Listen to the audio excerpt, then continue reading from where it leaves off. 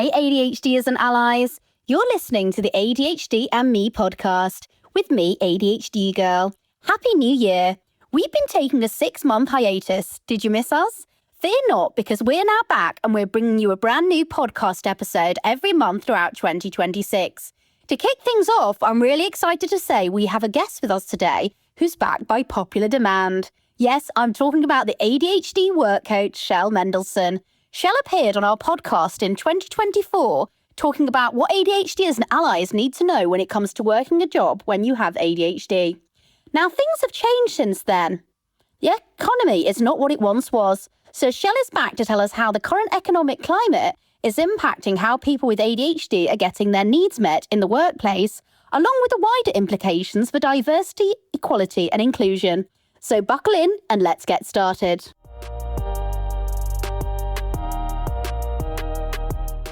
Hi, Shell. It's so great to have you back on the ADHD and Me podcast. I'm so excited because you brought so much knowledge and experience last time, which I think resonated with a lot of people because you approach ADHD in the workplace from such a different and unique perspective. And it actually really helps not just people who are neurodivergent, but everybody, because I think it's information that everybody needs to know. So do you want to tell us a little bit? I know obviously you've already done this before, but for the new listeners, do you want to tell people a little bit about what you do and what your area is? Certainly, of course. And it's great to be here, by the way. Well, I appreciate coming back to be able to spread the word about how important this kind of work is for people to be doing right now. So what I'm an ADHD career coach, and I work with primarily neurodivergent individuals. That could be anybody with neuroatypical, so we say, brain wiring, ADHD, autism, combination of both, and everything else in between. So the reason I do is because I got my diagnosis late in life, and it really impacted me not knowing. When I finally got it, it made a big difference. So the first thing I always say is get your diagnosis, get it. If you think you suspect that you are neurodivergent, then please get it, because it does help settle things up a little bit for you. But yeah, what I do is I work with people to help them find their direction, the right best fit. So it's not like I help them manage. I don't do ADHD coaching. That's for an ADHD coach who works with executive function issues. No, you got to find the right fit first, which is what I do, the preliminary work. And then you could be ready to identify the best ADHD coach or somebody who can help you with the rest of it. But when it comes to work without the right fit, none of it's going to last or be sustainable. That's the perspective I always come from, and the one that I've come from for the past 35 years. So I've been doing this work a long time. Yeah, and I think it's so interesting because... But wrote the book. Yeah, and we'll get to that definitely, because it's packed with so much good knowledge in there.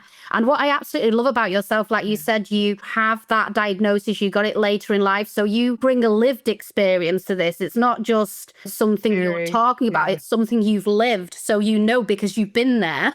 Yes. Not only have I lived it, but I probably lived it 2 or 3 times over the amount that other people have. And part of my lived experiences help kind of form my whole process in working with people, because I learned from my mistakes, big ones, and most of them were pre-diagnosis. And I think I told you before, I was diagnosed very late in life, in my 50s. And so even though I was in the right career field, I had veered off to do a whole other kind of thing that my creative brain wanted me to do for a while. And that's what took me off track, because then when I hit the day-to-day in that work, I found that I was no longer happy with what I was doing or feeling fulfilled. And I wasn't even living up to what I had trained other people to do. Like I was no longer taking my own advice. And when that happened, I hit a big wall, and it was a big wake-up call at that point. So then I doubled down on what I'm doing, because I realized that, wow, if I could be in the right field and love my work for so long, and then suddenly all of a sudden just not love what I was doing or anything about it, and find that I was no longer following the path that I knew was the right path for me, using any of the skills I enjoyed using, working with the kind of people I wanted to work with, all of the things that I help other people define for themselves, then I knew something was up and I had to make a big change. And good for my clients.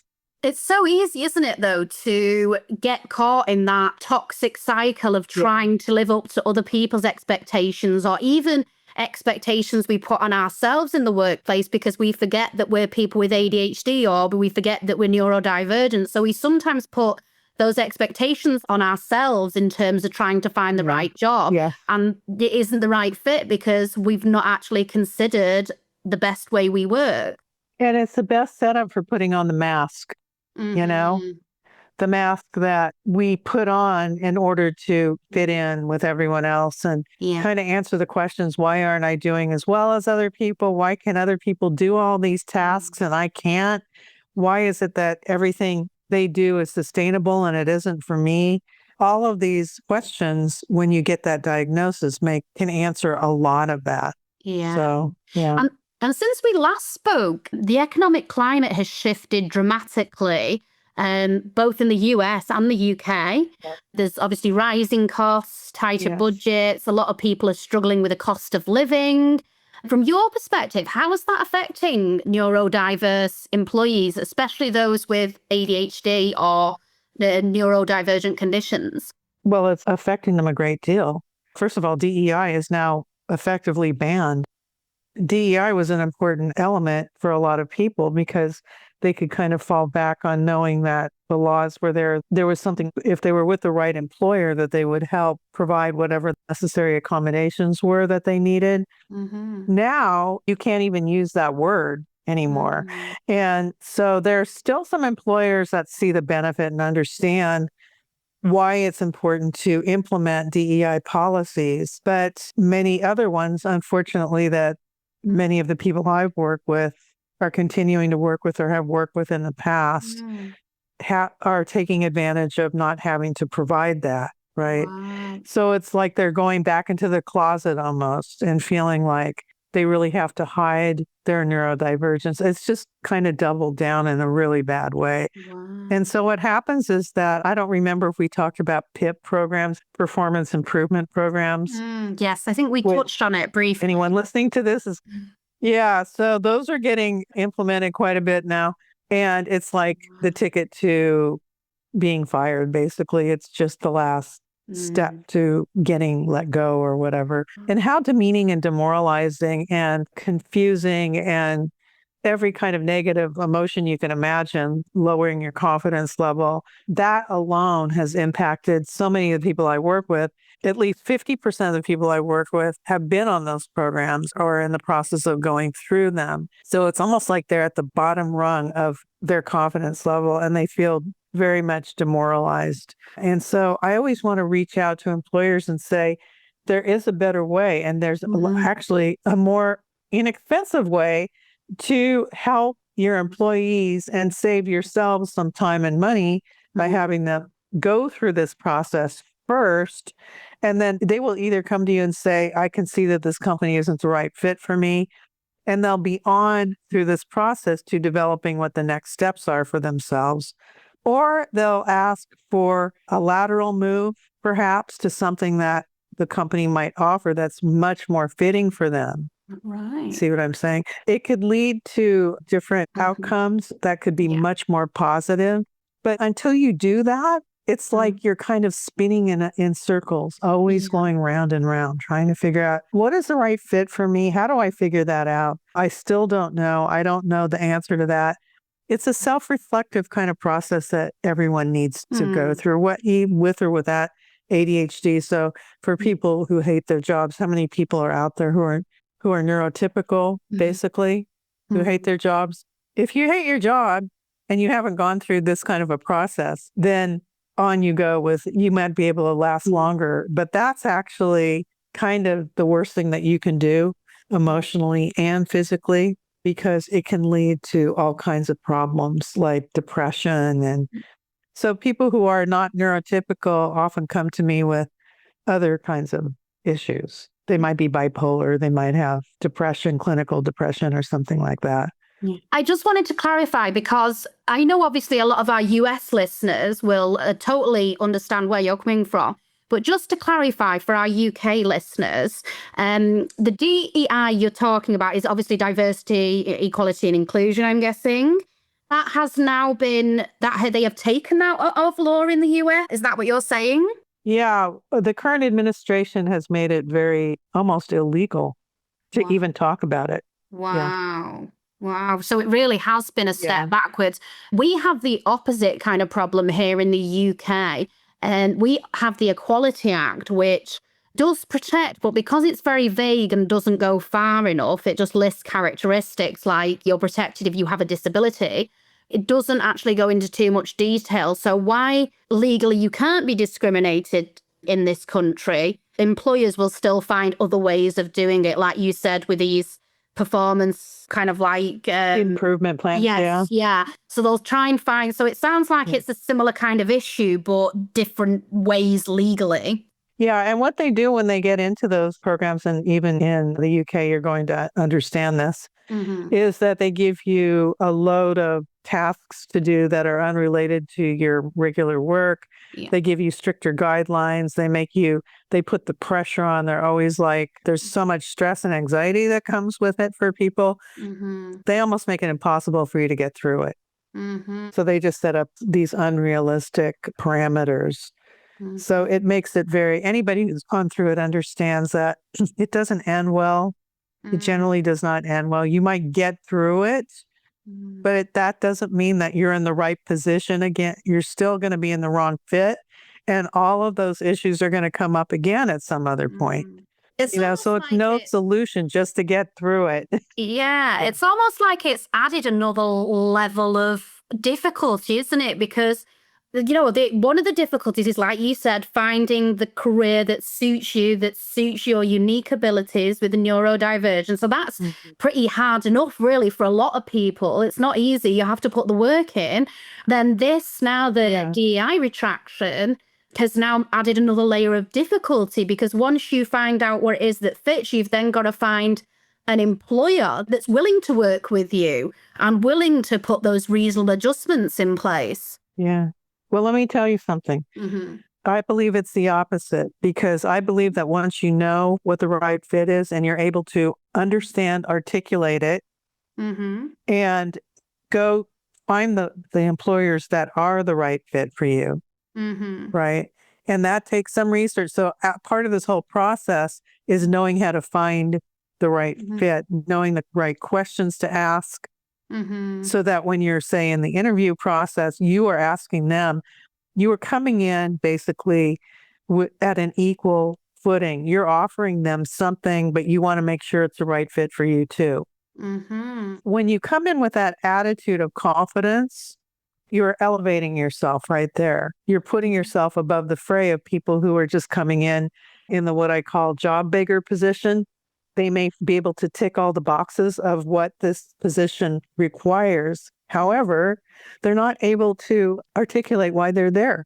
They may not even want that job. It may be just about making the money to pay the rent, which is perfectly fine if you know that's what you want. And it's also what I call a means to an end position. And even knowing that it's a means to an end position, and knowing that there's another kind of avenue out there for you that you're working towards now, you're not just going to sit in this other position and not start working towards the other goal of finally moving into the right fit. It's just a mindset. It becomes a mindset kind of thing.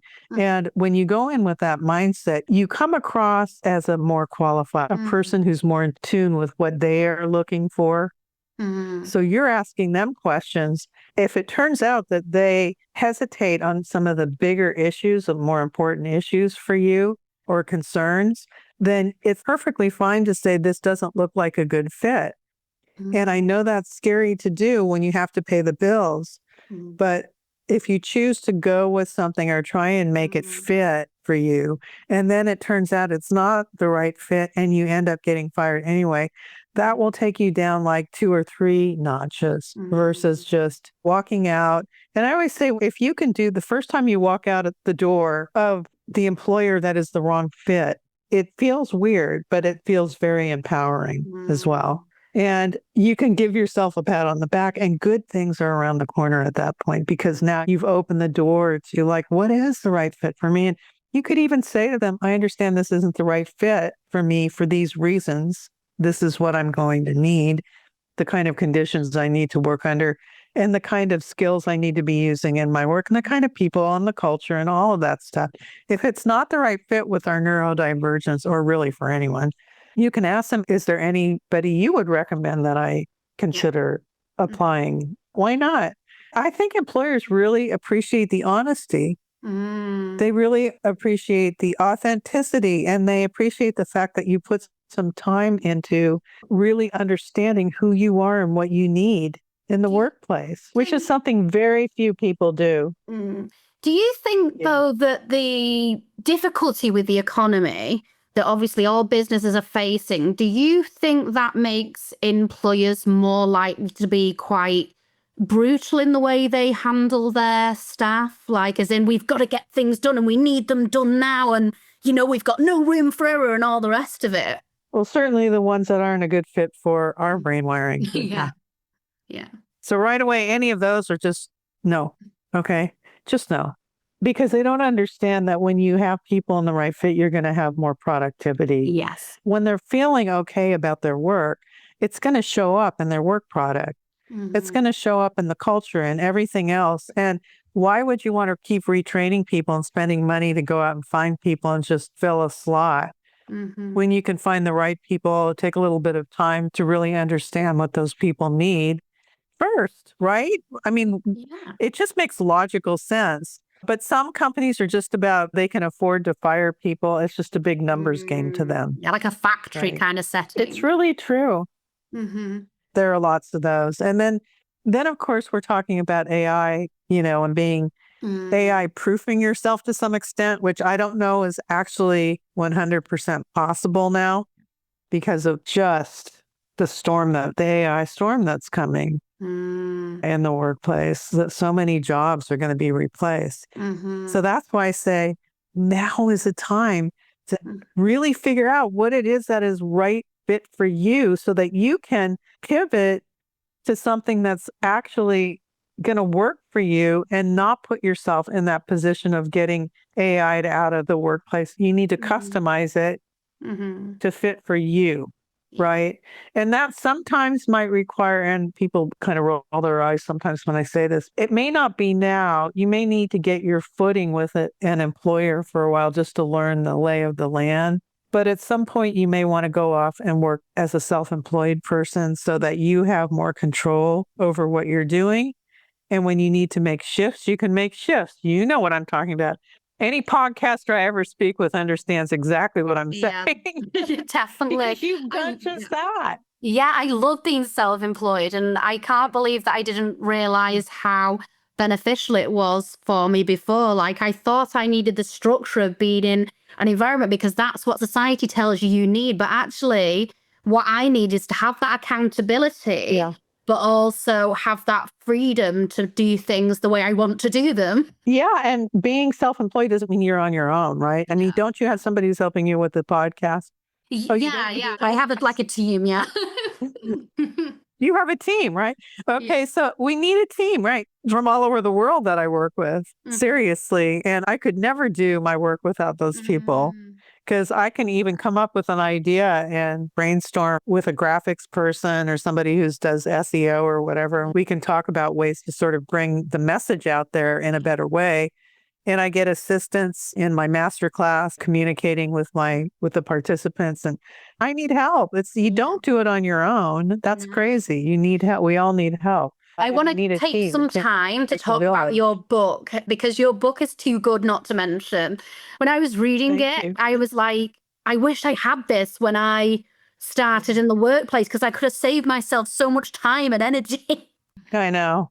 I just spoke with somebody yesterday who's been working through it, and she said it's really helped clarify a lot of things for her. It's just really good to get that feedback, because it answers, I think, a lot of questions that you have spinning around in your head. Yes. And it helps give you that, you keep seeing the same stuff come up over and over again in different ways.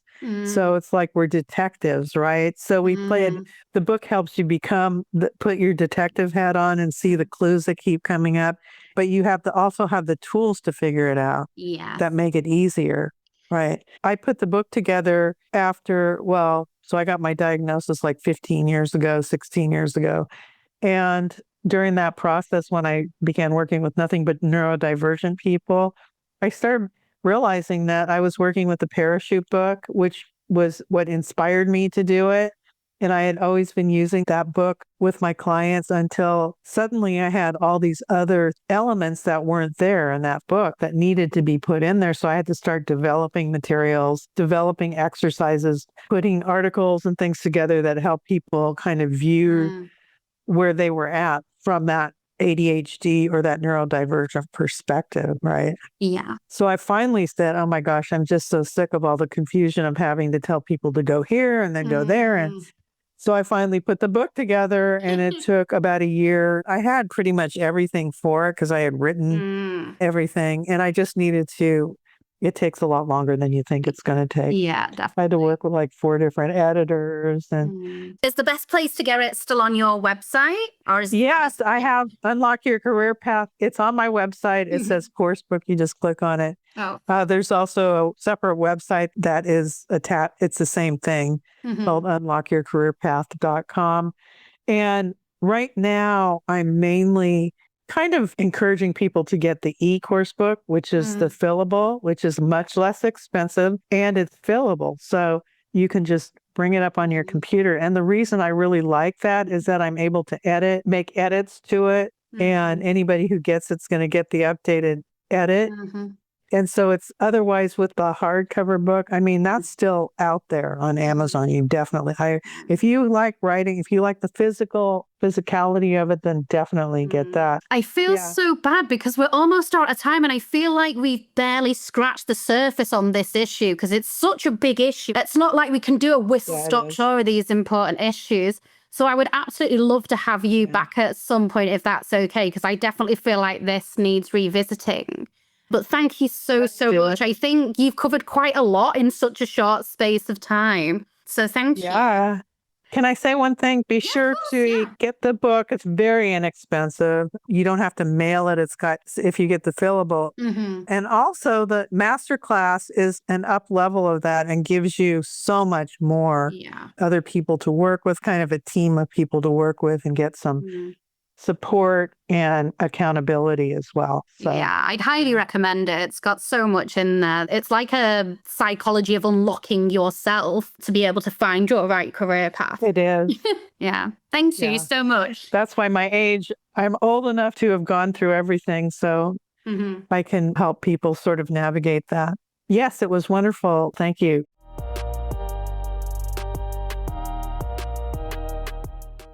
Wow, that was a lot of information all at once, but all definitely necessary as so many Americans try to navigate life without the reassurance of the DEI. That here in the UK, we're a little bit more fortunate, but then I also feel like laws without practical methods are just ideologies. I'm really hoping Shell will come back on the podcast again because I just think her lived experience combined with her career knowledge can help so many people. Hopefully it's helped some of you listening today. If you've got a story or issue to tell us about your ADHD experience, whether it's that you've got ADHD, someone you love has ADHD, or perhaps you work with ADHDers, we want to hear from you.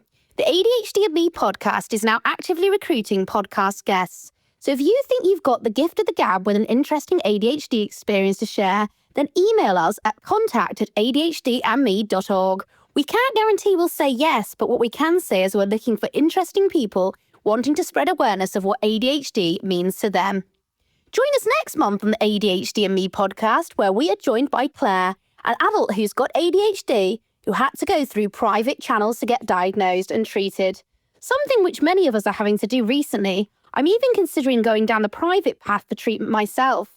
We'll be talking about Claire's experience of going private, my experience of trying to access ADHD services for adults, and what needs to change. Till next month, ADHDers and allies, a big thank you for listening. Remember, if you need any more info, you can check out adhdandme.org.